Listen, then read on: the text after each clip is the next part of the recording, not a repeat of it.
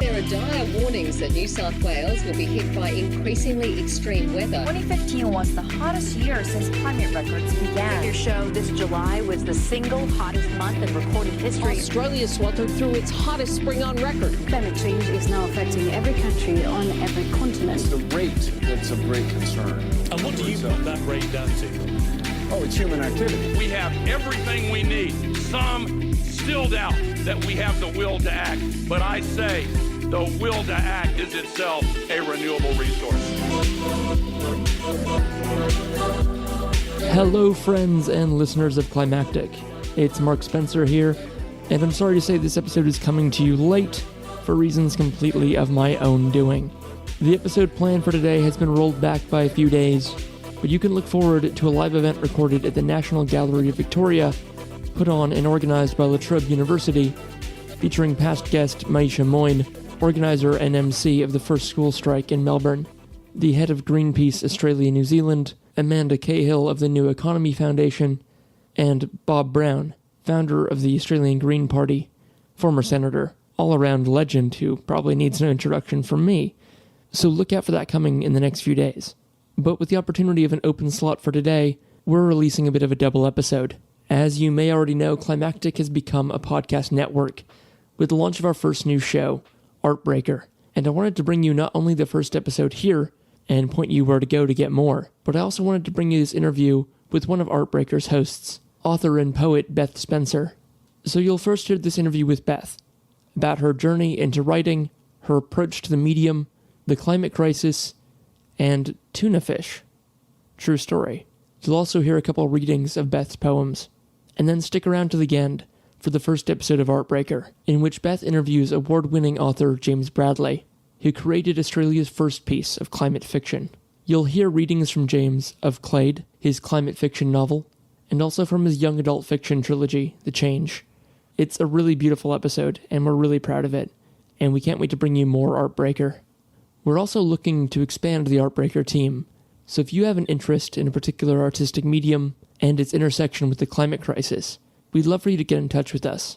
Just drop an email to hello@climactic.fm, and I'll get back to you as soon as possible. But for now, here's this week's episode of Climactic, and look out for a bonus episode in a few days.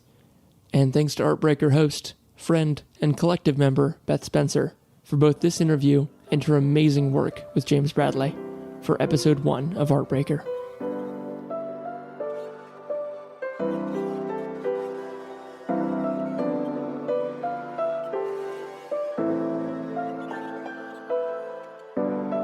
Hello and welcome to Climactic, the podcast for our climactic times. I'm your host for today's episode, Mark Spencer, and today I'm having a chat with the host of one of our new shows. That's right, Climactic is becoming a network, and we're launching a new show about the intersection between arts and the climate crisis.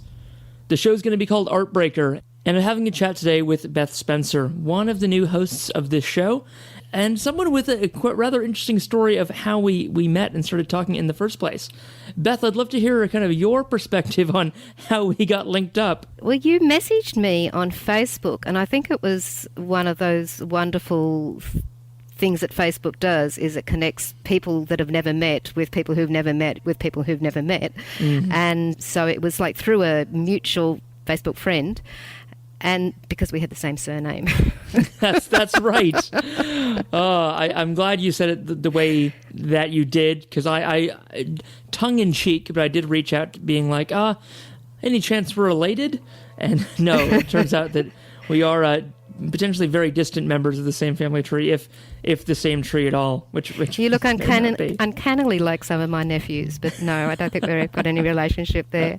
But I really, from this strange beginnings, I feel like there's a real kind of a interesting connection there in the way that the one conversation we've had before this and the different messages we've been sending, that it really feels, I feel really pleased that you did reach out to me and delighted to be invited into this. And the bizarre thing was that I'd actually been thinking I'd really like to do a podcast. I'd like to, interview people, talk about, what's going on and writers and their practice and creativity, and why creativity is so important at the moment.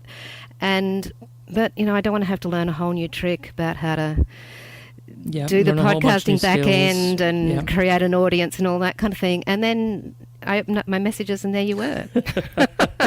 So if one of these days, folks, you get a random message from me, it might just be something worth pursuing or not. I'm really glad it did work out, Beth, and I think definitely we've got a lot of mutual interest in a lot of places where our interests in the written word and in climate change and where kind of the story of humanity is going, that we've been exploring. We've been talking over, but I'm really excited with this new show to explore the intersection of art and climate and see what comes of it. So speaking about the written word, Beth, I myself am not an author, but I'm fascinated by authors. I'm a huge consumer of books, and growing up as a huge sci-fi fan. I want to learn about your relationship with the written word, Beth, and where your desire to become an author came from. Well, I actually didn't grow up with many books. I had my mother's sort of Sunday school prizes from the 1930s, just sort of very old-fashioned stuff. But one of them was Little Women, which you may know from the movie. And that was the first time I came across the idea that there was this thing called a writer that you could be, and that was in the character Jo March, who's a wonderful character. So I had this sort of secret desire to be a writer from like about age 7. My main narrative language, my first narrative language, was actually television.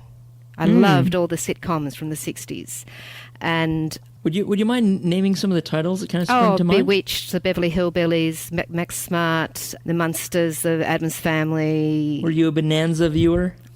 The Bonanza? I did watch Bonanza, but I'm really surprised that that's the one you pull out of the hat. I think in terms of the high art of the 1960s sitcoms, I'm not sure if Bonanza fits in there. Rated. No. It was. Well, I watched the Ponderosa, the 90s kind of follow-up 30 years later. Okay. Or the Jetsons. I think there was a remake of the Jetsons in the 90s, wasn't there? I don't know. I didn't get that on PBS where I was in the States. Oh, okay. But a lot of these programs, and I actually think a lot of them were exploring that kind of anxiety. It was like the first space age, and it was a post-war, this idea of post-war prosperity and progress and everything. And so there was this enormous ability to change and create life in the world and everything and reshape it that was going on there. As you know, the bombing of Hiroshima was only 20 years earlier. And so I like to look at those sitcoms that a lot of them were, like the Jetsons, which is done in 1962 and was set in 2062, and they're all flying around in their little, eating their pills for lunch and everything. And then you've got Bewitched, which is like a witch who has to suppress her powers in order to have all the mod cons in her house because, her husband's an advertising exec. So there's a lot of the Beverly Hillbillies, hillbillies who strike it rich and end up in Beverly Hills. I think it's had a real effect on the way I write because I've never sort of really been... I like reading narrative realism, but when I write, it always seems to be in this kind of fragments and way of piecing fragments together to create a story that's got a lot of space in it and a lot of juxtapositions and a lot of connections that then fly outside of the actual piece of writing, which when you think about TV, you've got the advertisements interrupting it. You've got there's a lot of meta text going on. Yes, it's montage and it's a range of voices. That was my first narrative language. That's what I learnt story from. And so for me to kind of write in a single kind of a voice for a long narrative linear thing that goes for 300-400 pages, it just doesn't kind of work for the way my brain works. Yeah, which may or may not have been innate, but it was definitely expressed through the media you were exposed to when you were a young woman. Yes, and then the the iPhone age, your brain's wired differently again, and or the smartphone age, I should say. And so I think that sort of those kind of, if that kind of generational thing has any meaning, to me it's around what was your formative way of producing meaning and relating to the world. And so for me, it was television more than books. It was books as well, but it was television. So TV and the lexicon of TV was kind of the palette you were drawing from when you were starting to think of doing creative work. unconsciously, certainly not consciously, but sort of I think when I started to sort of think, well, why do I write like this? And I think sort of I also was writing a lot in that time in the 80s when there was a lot of questioning about discursive practices, to use for want of a better word, and why certain forms of language and certain styles of communicating favoured a certain kind of subject or a certain kind of story, or so linear realist language works better for a certain kind of story. And whereas if you're kind of coming from somewhere else, it can be sometimes hard to fit your life into that nice, smooth, linear language. So I guess one of the challenges for me has been how to write in a way that you can tell a story and have that narrative pull that sort of really most people really love, at the same time as leave a lot of space in it and a lot of ability to have different voices. I've returned to poetry in the last few years, and I think the book that I sent you, Vagabondage, it's like a memoir about a year in my life, but told through poetry. I can see why, through your understanding of the work and how you were relating to not only what you were consuming in your formative years, but how you then approached creating things, wanting to leave space in there for the reader to interpret and to put elements of themselves in there rather than kind of leaving this airless mass of media out there. And leaving space for me to not be pinned down to one version of myself or one version of that story. You know what I mean? Like memory, you tell a story and you tell it at one stage in your life and it has certain things about it that make sense. But in a different stage of your life, you might look at it completely different. So I like finding a way to tell a story, to talk about something, but that doesn't lock you into the story, particularly if it's sort of, there might be difficult aspects to it. If you tell, like, people just repeating their story often just locks them into that, I'm victim or whatever it might be. And so to find a way to sort of tell a story that allows you to sort of move around in it yourself and see different things in it when you come back to it, and something is sort of, and I think poetry is a really interesting form for that. As a form, how has poetry been going, and especially in the Australian context that you've been working in, and what's the landscape been like for poetry? Oh, it's booming at the moment. I mean, it's not something you kind of have to let go of the idea of making money. But if you can do that, or if you have another way to make money, it's incredibly rich. I mean, there's some just extraordinarily good poets around at the moment, and lots of them, and lots of communities. Like I live in the Central Coast, so I'm in between Sydney and Newcastle, unfortunately a bit too far away from either of them. But both of them have really vibrant communities, and Newcastle's an amazing example of a regional town that has just built this extraordinary supportive poetry culture that then creates very rich poetry out of it. So there's an enormous amount around at the moment, an enormous amount of really good people, and then there's the performance side of it. So it's a very thriving culture at the moment. And of course, when you talk to a creator about the work they make, they're synthesizing a lot of the environment they're in and what are the overarching themes of the time. So you'd mentioned with the Jetsons and the TV shows you were watching as a young girl that the Cold War was looming still quite large in sort of collective memory, being only 20 years past at that point. Through the last couple decades of being active in poetry, can you pick out some of the main themes that have affected the community that sort of leading up to today? And of course, we'll kind of talk about how climate change is factoring into people's work and your work and how you're thinking about it. Before we get to the present day, what changes have kind of affected the community over the last couple decades? That might be something I might have to ask somebody else in No worries. another interview. Because there's a whole field of eco-poetics and stuff which I'm not really up with, but I'd be very interested in getting some people who are and talking to them about it. So can we Well, that's a good that teaser for a future question. Oh, okay.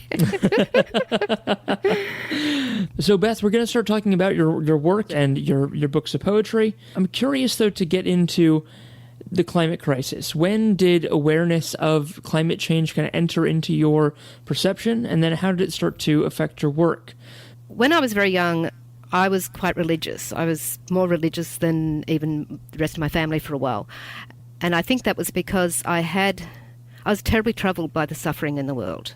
And religion seemed to sort of be the only thing at hand that sort of gave me a handle on that. And then as I got older and went to uni and discovered politics, that gave me a much better way of thinking about it. So I think that concern about things has always been there. And I can remember one time when I was about 15 and when I was still going to church, we had this discussion group that I used to go to, and my brother had started going to Swinburne Tech to do engineering, and he started bringing back the student newspaper, and it had this thing in it about that at the time one of the main brands of tuna, that they were using very young boys to dive to get the tuna or whatever it was anyway. And so they were asking people to stop using that tuna, as boycott it.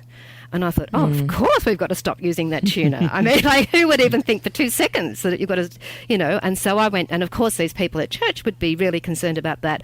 And so I told them all about it, and they just looked blankly at me. And that was such a sort of a shock to realise that most people aren't prepared to even change the brand of tuna they use. To look at these problems that are out of sight, out of mind for them. So I think there was a lot of little points of sort of quite shocking kind of education there, but I found my people when I went to uni, and I was very fortunate in that, and it was a mix of people who were very into politics, but also some zoologists, so they're very into environmental things and the importance of the smallest little animal, that kind of thing. And back in those days, we didn't call it climate change. It was the greenhouse effect and pollution. More just talked about pollution. And then there's also the campaign to save Lake Pedder, and the wood chipping was a big issue. But it was all sort of tied up with the politics and stuff for me. Is it that long? It's almost 20 years ago. I bought a house in Creswick near Ballarat, my first ever house, a little old house, and I started this grand plan of this garden. It was just completely full of weeds at the time, and so I got in the bobcats and the bulldozers and stuff, and started trying to create a bit of a permaculture garden. And about 6 months after I got there, stage 4 drought water restrictions came in.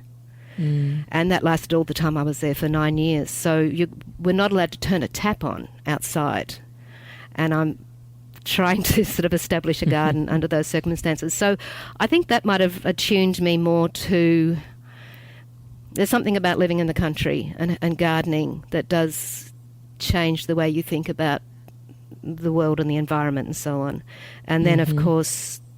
we started having those 45-degree days, and it would you'd come outside and the garden would just be blasted. It would, plants would just be white, as if, and then the Black Saturday fires and so on. So at the same time as getting more and more aware, and then the news this is getting more and more urgent. It's like every month now they're saying, well, there's less time than we thought to make the changes. At the same time as this incredible shift to the right, I've been thinking for a long time and thinking about the people that were around in the 1930s and aware that the world was heading towards another major war and Nazism and everything. And it's like, if you were in Germany in 1935, at what point would you decide to give up your job, give up everything you were doing and fight it? And so that's sort of been on my mind for quite a few years now, and it's just getting more and more. But I think that sort of sense of that incredible urgency, it's very hard to hold in your head the idea that there's a crisis at the same time as there's just business as usual going on around you. Yeah, the extreme juxtaposition is really hard. It's very, very hard to get into that crisis thinking. And so I think that sort of, there just has been that effect of more and more people, and this is why the Extinction Rebellion stuff is just so important. We have to have it in front of our noses every single day in an inconvenient way. And so I think that sort of, I'm very grateful to the people that have just been hammering away at bringing it to consciousness, because... you can sustain a crisis mode once you have a critical mass of society mobilizing around it. Yeah, you definitely can't maintain it in isolation. Yeah, you really need to have people around you to sort of know that you're not crazy to start thinking like that. Yeah.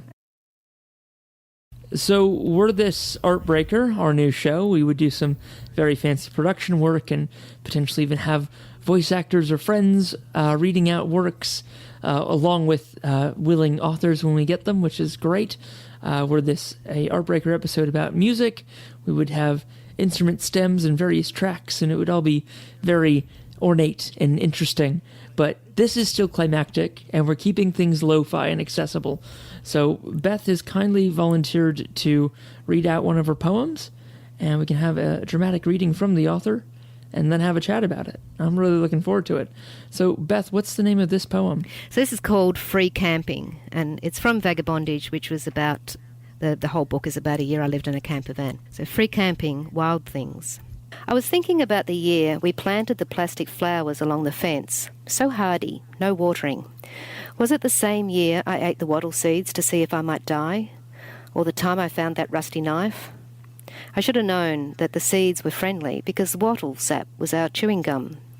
Standing for hours beside the road, picking off the choice bits. Always had a fascination with free food. Just for the taking. Wild things. The rabbits my brothers would bring back from over the hill, the blackberries in the gully, the mushrooms I loved to collect in my billy, striding through the paddocks, eyes peeled for treasure. Sadly, way too slimy and repulsive to stomach, though I was tempted each year by the aroma, and of course by the free food, collected it myself aspect, pity about the slime.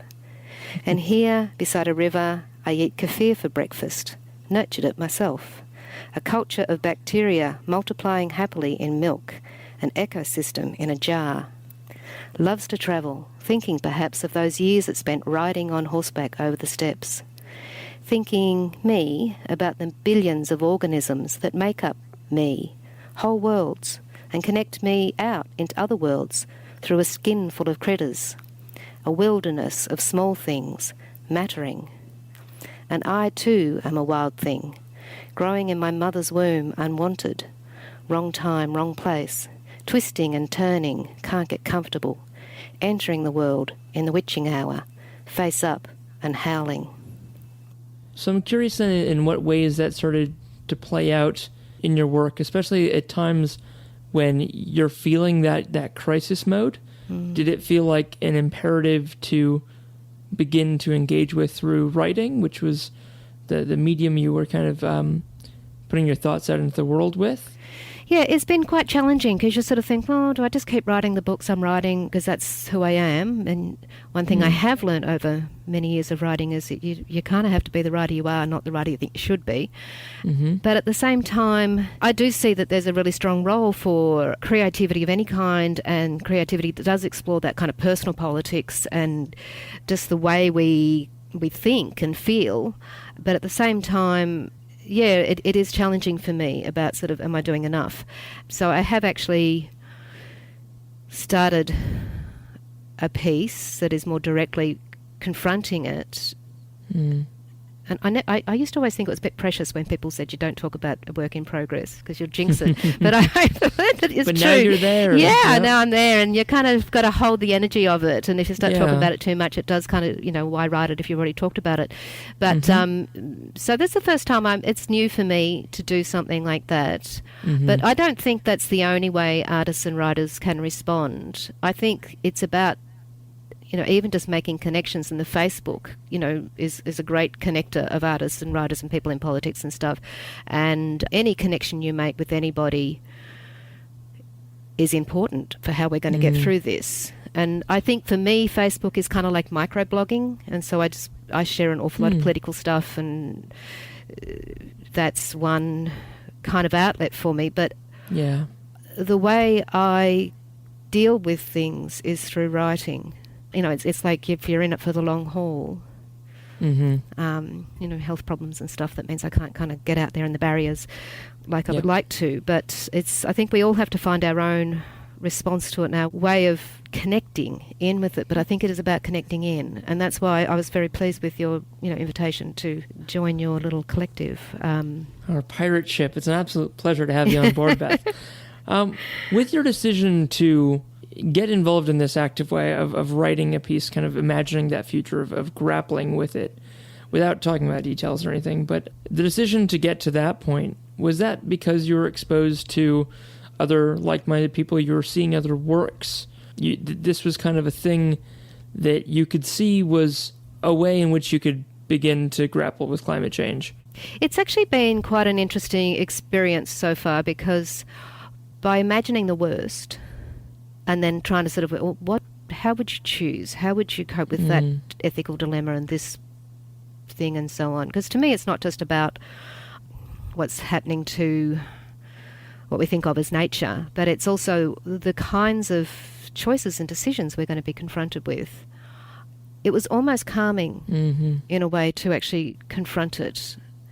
And I guess it's like, I don't know, not having had a terminal illness, but maybe there's a point when you have a terminal illness when you recognise that you have, possibly limited time, and you have to just choose to be the best you can be. Yeah. As well as still try and do things to try and stave it off or make it last as long as, or be as less painful or whatever. But it's if we're on the way out as a species, how do we die? Do we die with integrity, or do we die just, eating each other kind of thing? Yeah. I think those things matters. Every choice you make still matters. In the same way as it sort of when I was 15, recognising that the choice you make, even a choice you make in what tuna you buy, has an effect all through the world, has effect on the other side of the world and so on. That every choice we make in how we relate to each other and consume is part of this whole thing and is going to make a difference in some way, for good or ill, in the whole thing. So we still got to just keep living. I mean, I guess it's like that Buddhist saying that after enlightenment, chop wood.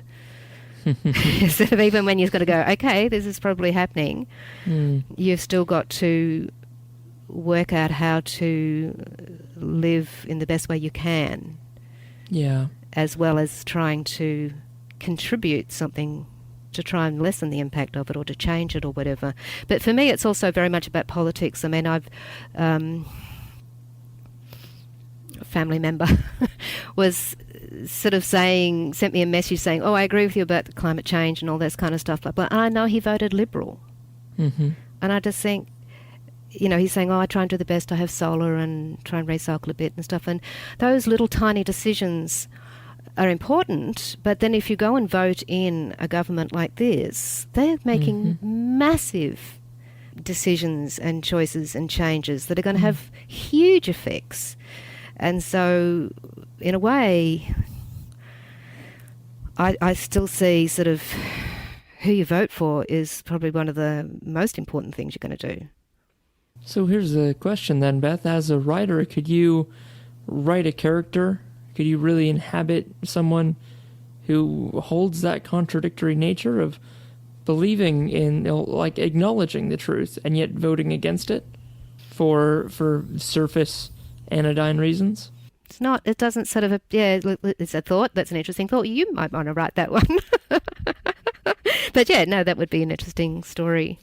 It's again, it comes back to people not wanting to change their tuna. It's sort of, they'll change things that they find comfortable to change, but the idea of voting Liberal all your life. You just don't want to be the first. I guarantee you the people at that church, it's not that they were opposed to changing the type of tuna, it's just they didn't want to be the first one to do it. Well, they thought it was silly. They thought I looked crazy. I don't know. Yeah, maybe. Maybe some of them did change the tuna. Maybe the ones that didn't speak up and didn't say, well, who cares? Maybe there was someone sitting there who went out and changed their tuna. I mean, you just don't know who you're going to affect, do you? Or what something you say is going to have an impact. And I really like that idea that, people need to be exposed to an idea many, many times. And so you never give up on anybody. No, they could be one why question away from realizing, I don't actually have a good answer to this. Yeah, but at the same time, I don't bother with people who are rusted on, right-wing denialist, whatever. So much attrition I don't I'm not interested in arguing with them, because if there's been a history of there's nothing we say that's ever going to change their mind, and but that doesn't mean that you don't talk to people, because a lot of people say, there's no point in talking to people who don't, who vote the other way, because you can't change people. But you only have to change a tiny, tiny percentage of people in the middle. people who don't vote at all, or the people who donkey vote, or informally vote, or who don't think it matters, who've been convinced that it is not important. If everybody who whinged about those people on Facebook actually had conversations with them over the next couple of years, it would change everything, because those people can be changed with information. So yes, I think we've got to learn to have those uncomfortable conversations too. I don't know about you, but I was brought up, you don't talk about those things. But and it's hard to talk about politics with people that you see either at work or wherever you are, family members or something. But I think we have to be prepared to have those conversations and learn how to have those conversations in a skilled and kind way. And to learn to save your breath from the ones that really are never going to change. Fine. Or that are probably going to require more you than to change. You're able to put in. That's true. We don't have to get everyone. You don't have to get everyone. You only need to have a small percentage to change. And even though there's so much wrong with the Labor Party, there would have been a vast difference if they were in. Yeah, that's Vast difference. That's right. So, to sort of steer it back to our new project and what we're really excited to have you on for, Beth, is one of the inaugural hosts of Artbreaker. I'm curious, what's a time, if you can remember, that your mind was changed or your perspective was shifted or widened because of art? See, the strange thing is that what's coming to mind is not something that's shifted me, informationally. But it's the first time I read Prufrock, the love song of J. Alfred Prufrock by T.S. Eliot. I don't know it. I'm an uncultured. Oh, okay. It's Let Us Go Then, You and I. And it's a very famous poem that I did in HSC. And I'd never been exposed to poetry. I can remember exactly where I was when I read it, and it just blew my brain. I mean, he was actually quite right-wing, I think. But it was just that use of language that was just so...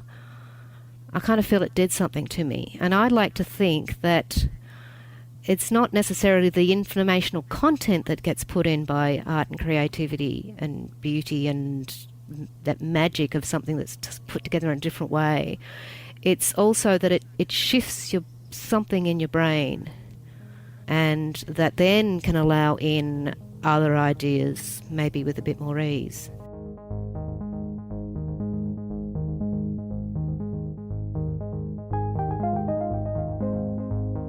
So this is called Wild Things 2, a serenade. I would like to sing a song to the loose, the wandering and the unattached, to those who cannot grow themselves in rows for the benefit of others.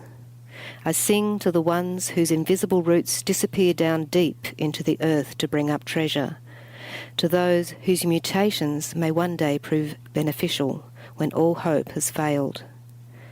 To all those still unmet, I salute the wild things, the untamed, the disarrayed, the ones impelled by their own sweet, strange DNA to take hold even when life is harsh and keeps slipping out of reach, extending under fences to the despair of gardeners, offering themselves as roughage and shade, striding forth in the wake of the bulldozer, first after the fire, bedding themselves into clay and shaking it. Opportunists, diagnosticians, red flag wavers, signallers of deficiencies and imbalance, resistors to the end. I salute even those that in the presence of crimes, ignorance, neglect, greed, become thugs, a mirror. The ones saying, too much here in too few hands, too much and too long, a disrespect of the sensitive and their protectors, the rare and the different. Too indiscriminate, poisonous, and I will take it back and take it over and create a tide of seed that covers everything and entangles generations. I salute you, O wise and terrible weeds, the tasty and the bitter, the nourishing and the deadly. I honour that small wisp that separates you from fruit and flowers, and the crack in me that holds you dormant until ready or not. So beautiful. It's even better when they've got the music and everything around it. Some students at University of Western Australia made the most beautiful video out of this poem, and I had nothing to do with it, and my publisher just sent me the link to it one day, and it's on YouTube, and I'm up to it in the notes. And they did such a beautiful job, which is often not the case with people reading other people's work, and with the visuals and music by Chris Zabriskie, and it was done by a woman called Oakley Fletcher. I really like this poem, and I think it might fit some of what we've been talking about, hopefully. So, Beth, to wrap it up, maybe a final question, leave us pondering something on the way out here. I was wondering if you could tell us about a particular piece of art that has or does still deeply move you. That's such a great question, and I found that very difficult to sort of think of any one thing like that. And all that popped up for me was one of the epigraphs I used in Vagabondage was from Michel Foucault. And he said, "But couldn't everyone's life become a work of art? Why should the lamp or the house be an art object, but not your life?"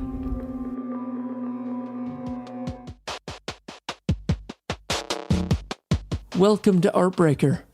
On this first episode, author James Bradley on his climate fiction novel, Clade. Despite the breeze, the bees are active, circling the hive, crawling in and out, the sound of them frowsy and warm. When Mun buzzes past her face, she lifts a hand and ducks, but almost immediately another lands on her sleeve. This time she doesn't brush it off, but instead pauses, struck by the improbable, clumsy way it moves, legs twitching, wings ready to take off again. It is beautiful, not just as a thing in itself, but for the small wonder of its presence, its strange mixture of the alien and the familiar.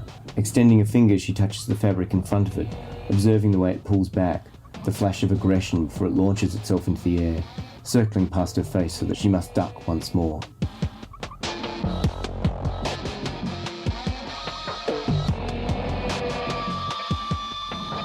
Welcome to Artbreaker, the newest podcast on the Climactic Network, where we explore the intersection of art and creativity in a time of climate crisis. My name is Beth Spencer, and my fabulous guest today is multi-award-winning author and critic James Bradley. James has published 4 widely acclaimed novels, including Clade, which was published in 2015, one of the first, if not the first, overtly climate fiction novels published in Australia. All of his books have been shortlisted for or awarded prizes, including his first book, which was poetry. He edited the Penguin Book of the Ocean, and he also writes essays and reviews. In fact, he was awarded the Pascal Prize for his criticism and reviews in 2012. He has a young adult fiction trilogy in process called The Change, and the first 2 books are out now with Pan Macmillan, and the third book will be published next year, along with a new adult novel, which we're all looking forward to. And just out in the spring issue of Meanjin, a very beautiful and devastating and important essay called Unearthed, Last Days of the Anthropocene. James Bradley, welcome to Climactic. Hi Beth, it's great to be here. Your novel, Clade, in terms of science fiction, speculative fiction, literary fiction, cli-fi, apocalyptic, dystopian, how would you describe it? One of the things that happened when Clade came out, which I was very aware of, was that when it came out in Australia at the beginning of 2015, there was a degree of kind of surprise or confusion about how to kind of categorise it or talk about it. And you just kind of got the sense that when people were looking at it, they weren't quite sure what it was. They kind of thought, is this science fiction? Is it, what are we going to call it? When it came out in the UK and the US towards the end of 2017, people knew exactly what it was. And there'd been this kind of shift in the way we talk about and think about these kinds of books in just that period of time. Part of that is that there's been a very energetic campaign run by a man called Danny Bloom to promote the idea of cli-fi. I must say, from my point of view, I'm always a bit wary of the terminology. I mean, it seems to me that that kind of environmental crisis touches everything in a way that means that, in the same way modernity touches everything, it's a condition rather than a genre. And, it seems to me that there is a kind of erasure that you see going on in lots of our literature and lots of our film where we don't talk about these things for various reasons. But, it seems to me that if you're not kind of engaging with and writing about those kinds of things at the moment, it's difficult for me to see how your work is really about the world we inhabit. Through the window she can see the sky, the haze of red already visible. On the outside table a currawong moves, black and fast as a blade. As if sensing her it turns and its great yellow eye momentarily meets hers, filling her with a sense of its presence, its perturbation of the universe. Tom never liked the currawongs. They were killers, he said, things that preyed on the eggs of other birds. And yet she does not see a killer. She sees something that is simply itself, a logic translated through space. In a moment it will be gone, rising into the sky on stealthy wing beats, and she will be here, alone.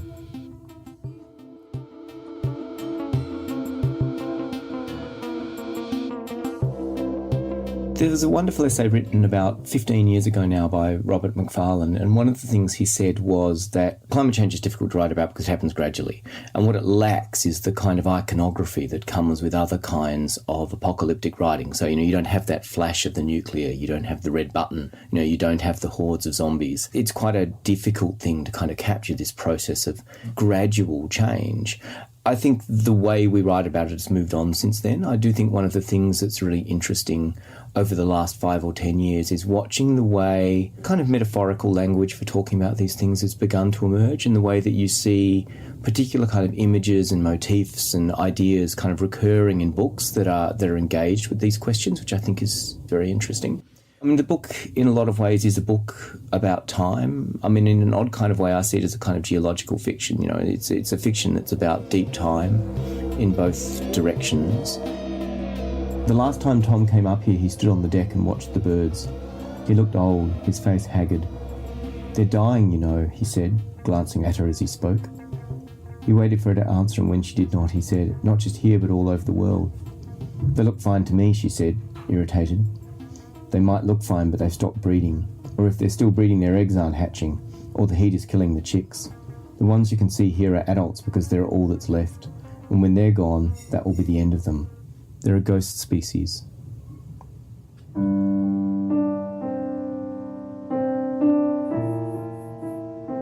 And I guess when I was writing it, one of the things, certainly when I was starting out, was I found myself trying to find a way to write about it. And the problem is, of course, you very quickly find yourself writing a book that's about everything. I mean, the problem with climate change, as I said before, is it touches everything. You want to write a book that's about it, you end up thinking, I need to write a book that's about what's happening in India and Africa and Australia and Europe, and it's got to be about every level of society, and it's got to be about the non-human, and it rapidly becomes completely unmanageable. And certainly with Clade, I had a kind of moment quite early in the process where I went, well, I could flip that around and in a sense write a book which is about quite a small thing, which is a kind of family, and look at the way they kind of track through time and the way their lives intersect with what's going on.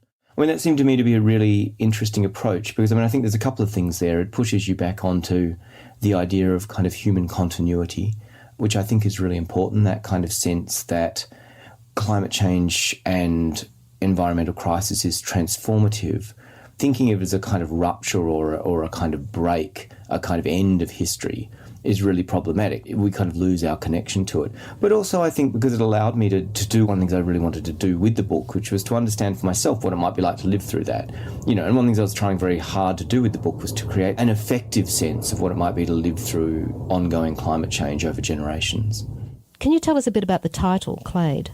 Yeah, the title, I guess, came reasonably early in the process. One of the funny things about titles is, in my experience, you either have them from the beginning or they're really difficult to find, and they really matter because titles, I always think titles are incredibly important because they're one of the ways that you know what you're writing about. They're one of the ways that tell you what the book's about and one of the things you kind of work within.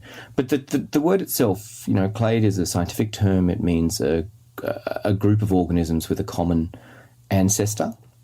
It comes from the Greek word klados, which means, branch, and it is literally one branch on the web of life.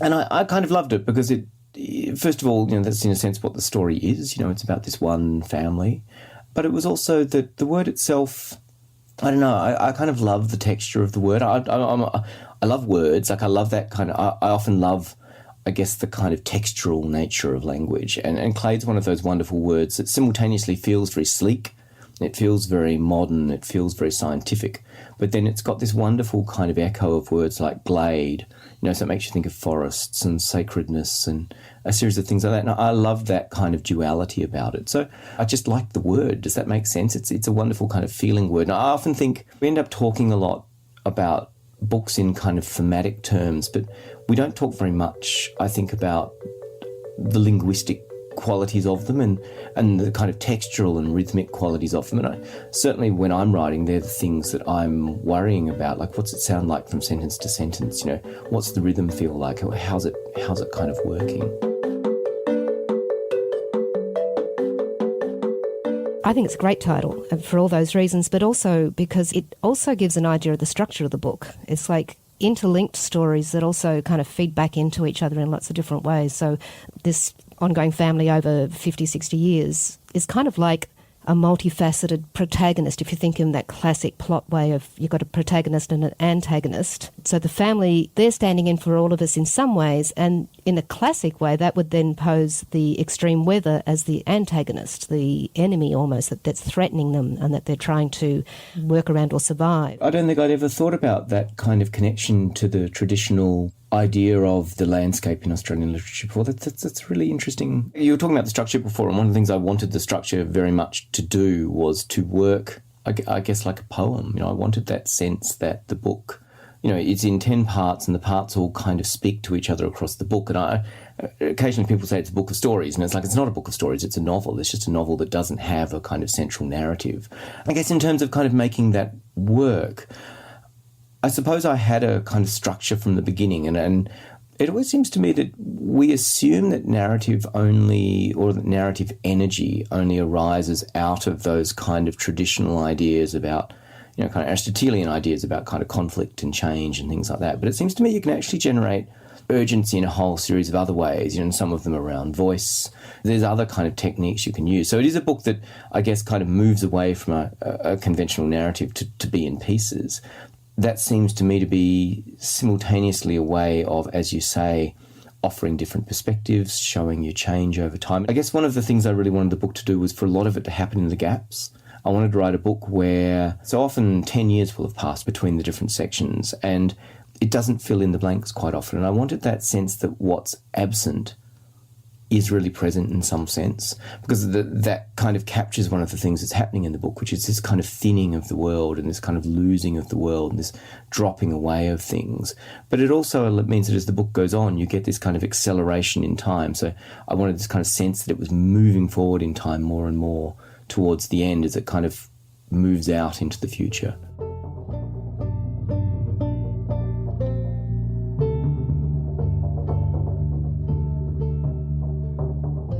She wakes with the dawn, light flooding into her room.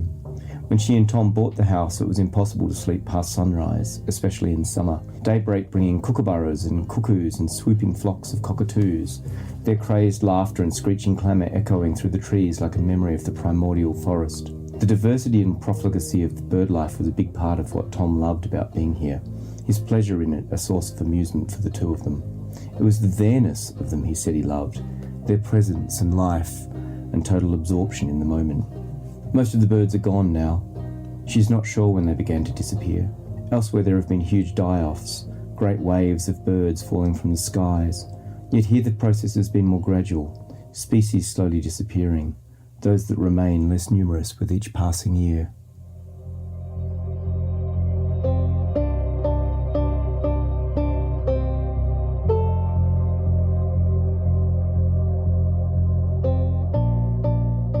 Beautiful, thank you. Do you think writing about it did help you deal with the emotions of it, the horror, the anxiety, the grief and guilt, and the depression, the anger, the whole range of emotions? Did it help you deal with it? No. I'm good at compartmentalising, which is part of it. One of the things with Clade's worth remembering is I was writing it back in kind of 2013, so it's now some years since it was written in a way. And things have moved very, very fast and gotten much worse very, very fast. Certainly faster than I thought it was going to happen when I was writing the book. The novel worked in a sense for me because one of the things I was engaged in was a kind of intellectual exercise about trying to think through what it was going to be like. Because I think one of these things is it's actually incredibly difficult to imagine what the world is going to be like. There's that sense that, you know, you look around yourself. If what you do is make a realistic appraisal of what the science says, you know, most of what's around us is going to be utterly transformed within a decade or two. And that's incredibly difficult to imagine. So one of the things I was doing with the book was to try and give myself a framework for imagining that. And I guess in that sense it succeeded. I actually find in an odd way writing about this stuff and thinking about it all the time, which I do quite a lot, is actually not good for your mental health. I mean, you end up in a situation where you're wandering around and you feel like this kind of lunatic, you know, and you're looking at the world and thinking this is all doomed all the time. And that it's quite a difficult thing to deal with some of the time. You know, not all of the time. Like I say, I'm pretty good at compartmentalizing. but you know, it is certainly there are moments when I find it very, very difficult and where it kind of all crashes down. And then certainly I have to be quite careful about how I talk about it around people, you know, because there is a kind of conversation that if you're involved in the world of climate and environmental stuff that you end up having with other people in that world, where you kind of talk to each other and you have someone you can talk to about how bad things are going to get and how quickly that's going to happen. But you can't have that conversation with other people because you sound like a lunatic and then you depress them and upset them. So it's kind of a socially very awkward conversation. And in an odd kind of way, I think that's one of the things that fiction does, and that, you know, you can do as a writer, is kind of introduce those things into the conversation and force people to kind of grapple with them. A lot of the time it's just too difficult. I think at the moment we sit at a really odd point for lots of people, and we have, if you look at the science, about 10 years to reduce, you know, to have any chance of staying under 1.5, we've got about 10 years to get emissions down to half of what they are. At the moment they're rising still. You know, it's somewhere between 1% and 3% a year. So, you know, what we actually need to be doing is getting them down to about 50% of what they are over the next decade. Now, at this point, I think the reality is that, you know, conventional politics has failed. You know, I don't think there's any question about that. And that means that it's, you know, that the only way anything is going to happen now is if, you know, citizens make it happen, go out in the streets and make this happen, and they do the things that make change happen. But the problem is in Australia we have the two major parties who are, you know, and I don't want to engage in they're as bad as each other, because they are not as bad as each other. The parties are not the same, but both major parties are a brake on action in this country one way or another. But the problem then is that the only way you're going to get real change is if you can get a party of government to do this stuff. So we're in this kind of really odd bind. People need to kind of take direct action. People need to be doing things. People need to be protesting. People need to be joining political parties. They need to be doing all of the things that you do in order to enact social change and to create movements. But simultaneously, what we need to be doing is working on the parties to change these things, because, I mean, we're not going to get any of this stuff through unless we can actually get it through parliaments. You're not alone in your sense of powerlessness and lack of agency is both reassuring, but it's also a way of finding agency. You know, it's a way of reminding yourself that, you know, on your own you might not be able to achieve very much, but, you know, with 500 other people around you, you possibly can. Thank you for joining us for this first episode of Artbreaker. And now, here's a final reading from James, from his young adult fiction trilogy, The Change. I once thought love was about giving yourself over to something, about losing yourself. But love isn't about surrendering yourself. It's about being connected through space and time to others who know you and care for you and will help you be. Sometimes those connections are ones we make every day, worn smooth by proximity. Sometimes they are more distant, connections of memory that bind us to those we have left behind. Yet either way, we are all caught in a web of connection to the living and the dead and the yet to be born, a web of memory and forgetting that connects past to present to future, in which each of us is forever becoming and passing away. That is what makes us real, even if, as I have, we travel so far we leave almost all of it behind. And at the same time, we are made real by the fact that we too will pass in time. I know this because I have been both. I have been part of a whole, spread across space, stretching endlessly back through time, and onto the horizon of the future. And I have been alone, or thought myself alone, only to discover I am still connected, that I bear them in me, and always will, just as they will bear me in them, onward into the light.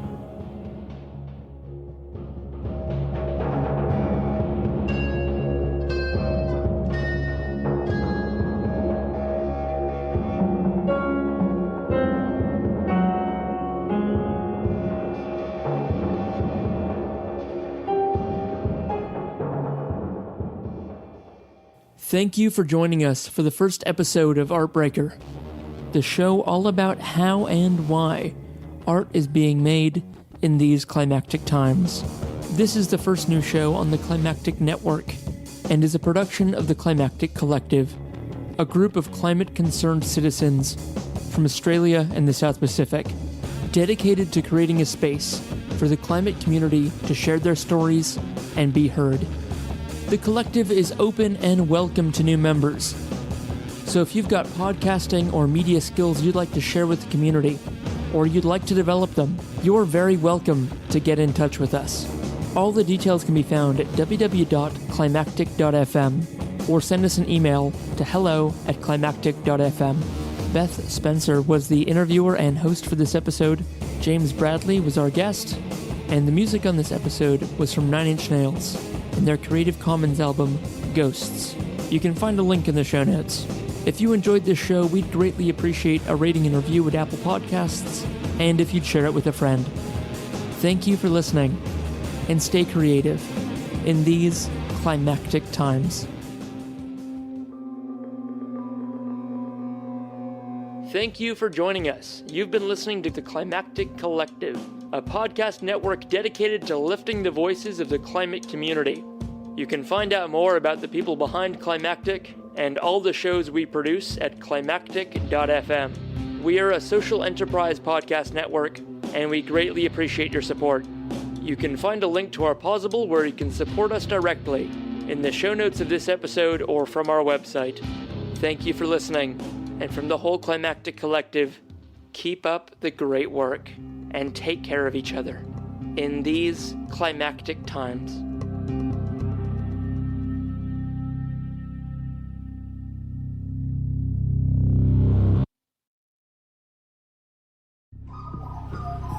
The Climactic Collective.